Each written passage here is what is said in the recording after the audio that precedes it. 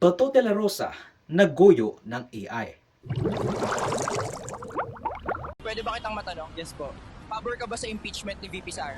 No. Bakit? Because it is obviously politically motivated. I mean, maraming may confidential funds sa gobyerno, iba nga billions pa. But why single out the VP? They want justice, but their justice is selective. If these politicians are really serious in cleaning up the government, then investigate all at isama na nila mga sarili nila.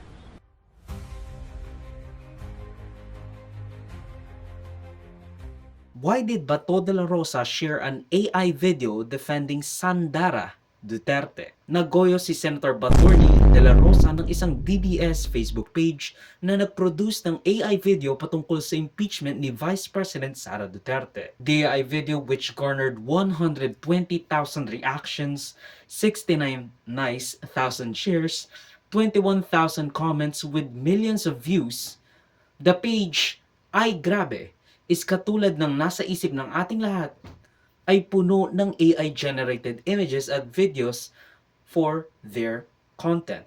Sabi pa ni Bato, mabuti pa ang bata nakakaintindi sa mga pangyayari. Makinig kayo mga yellow at komunista. Now, nakuha pa talagang mambuska ng isang patay na puwersa from the yesteryears, ang mga dilawan sa Liberal Party. Tapos nanredtag pa sa mga may gusto lang ng accountability sa mga elected officials, seemingly insinuating na ang mga taong may gusto lang sa impeachment trial ay either mga dilawan o komunista. Kahit si Sebastian Duterte, anak ni former President Rodrigo Duterte at kapatid ni Vice President Sara Duterte, sinare ang naturang video stating, "And the liberals say they have Gen Z support." Come on! Akala nila vindication! Ang video na ito, nakakita sila ng isang well-spoken Gen Z with